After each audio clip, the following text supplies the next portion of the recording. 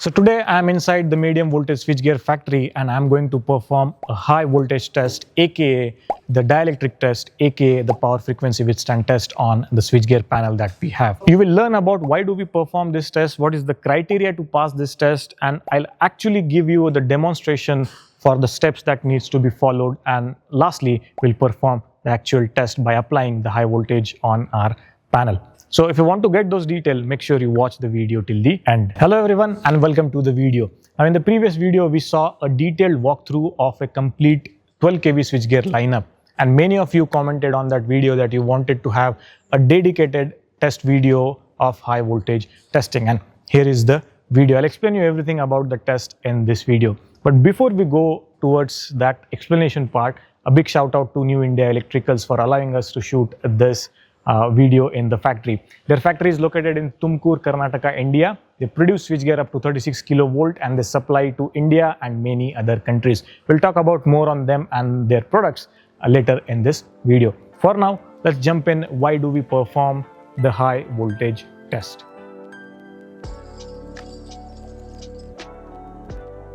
The switchgears that we have created are meant to accept 12 kilovolts as the rated supply, and if you give that, the switchgears will perform perfectly fine, no problem. There won't be any extra stress on the insulation of the switchgear. But there are some situations in the power system where the voltage don't stay stabilized, right? There can be multiple situations because of which the voltage, the normal voltage of the system will rise. For example, we have Ferranti effect, or maybe a huge load is disconnected from the system. You will see a sudden spike of the voltage there. Or there could be a possibility of lightning strike that can cause the voltage spike to go up suddenly. And that definitely will put extra stress on the insulation of the switchgear. And if we are not sure if our switchgear is capable enough to take that extra stress, it's a risk. For example, if the switchgear is not capable of carrying the additional voltage than the rated voltage, the insulation might fail. And that can create a complete breakdown of the switchgear, and we might have the fire in the factory or anything like that. It can cause millions and millions. So before we commission these panels, it's very crucial that we test it for the high voltage. We test the insulation strength of the switchgear.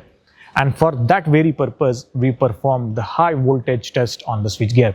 It is also known as the power frequency withstand voltage or dielectric test as well.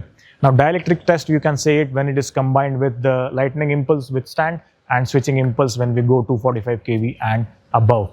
But here today, we are going to perform only the power frequency withstand test or the high voltage test. So this test falls under the two things. It can be a type test and it can be a routine test. Both tests are recommended by the IEC standard. We cannot perform the type test in the factory. We have to go to a separate lab for that. So I won't be showing you that, but I can definitely show you how the routine tests are performed, how the connections are made. So what we are going to see today is the routine test of high voltage test. Now, just to quickly explain you what is the difference between the type test and a routine test. Type test we perform on few samples of the panel to check the design credibility of the panel. It's not meant to test the production quality. It's to check the design quality of the switchgear, and that is performed on the third-party labs, and that can cost huge money. On the other hand, we have routine test. A routine test we perform to make sure our production is quality production and there is no fault into that. Now, IEC standard has defined the set of type test and set of routine test for the different switchgear that we use. So that's the basic difference. But if you're interested to know more detail about this, you can check out my detailed video on that. You'll get a link for it down in the description.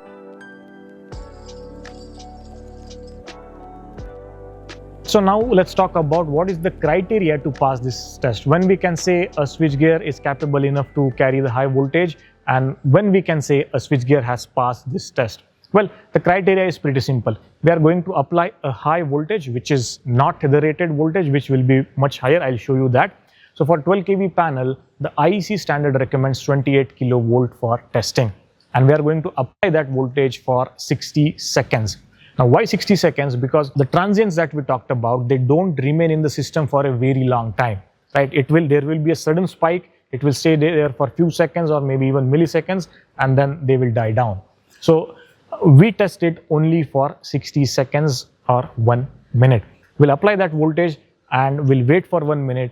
In case if there is no flashover, there is no damage to the insulation, that means the switchgear is capable enough to carry the high voltage stress that may occur on the system. And that's basically the passing criteria. If we notice there is something wrong with the insulation failed, or there is a flashover in the system, that means the switchgear has failed the test.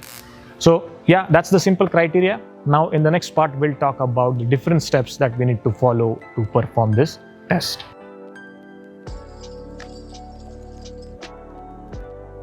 So here are the steps that we need to follow to perform the high voltage test. Step number 1 is making the connection. So I'll show you how the connections are made. For this test, we are going to short all 3 phases, and then we are going to connect everything to the earth. So including the frame and rest, everything will be connected to earth. Then once the connections are done, we are going to turn on our test setup in step 2. We are going to increase the voltage till 28 kilovolts, and we are going to keep that voltage for 60 seconds. That's our step number 3.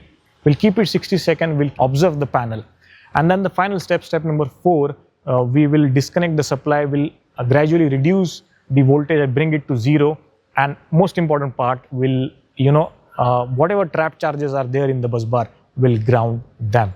This is very crucial because if you touch the panel, in that case, there might be a chances that trap charges will flow through your body. So without grounding the charge, do not touch the panel. So those are simple 4 steps that we need to follow. Now let's get to our test setup. I'll explain you what our test setup looks like, and then we'll perform the test on the panel.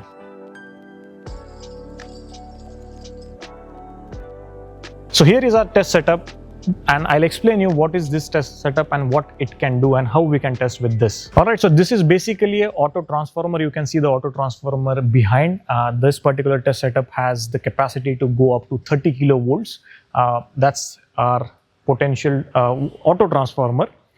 And this is basically the controller of this particular transformer. You can see the knob here, using which we can control the test voltage that we are giving to our panels. And then all the metering functions, all the controls are here. So we have the voltage meter, which can show what's the voltage that is applied. Then this is the leakage current meter, where we can see the leakage current. Then there are different indications: main on, HT off, unit is ready, sample failed. Then we also have a trip, emergency trip. So in case something goes wrong and we want to shut down the system, we can just hit this and the system will be closed. And this is the trip selector switch we have. So different settings, you can see it here. You can set it as per the requirement. And this is basically the timer. This is super crucial because we don't want to load or stress our switchgear more than a minute. Alright, so that's the simple setup that we have. Now let's actually go make the connection and start this machine.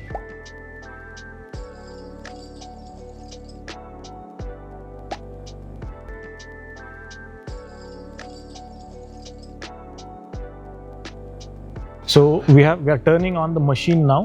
You can see the main switch is on, and we'll now turn on the mains. You can see all indications are now appearing here. And now slowly we'll turn on the HT also. High tension is on. The panel, you can see it's connected to this. And we are gradually going to increase the voltage. You can see the voltage on the meter there. And we'll take it to up to 28 kilovolts.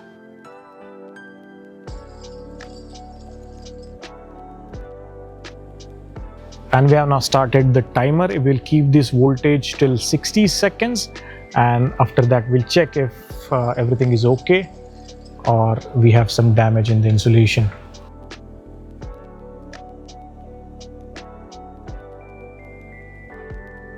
And now last 10 seconds remaining. We didn't see any flash or any abnormalities with the panel. And so this is done. HT is automatically turned off. Now we are reducing the voltage, and we are grounding any charges that might have left there. This is very important for safety. You can see there also we are making sure everything is grounded.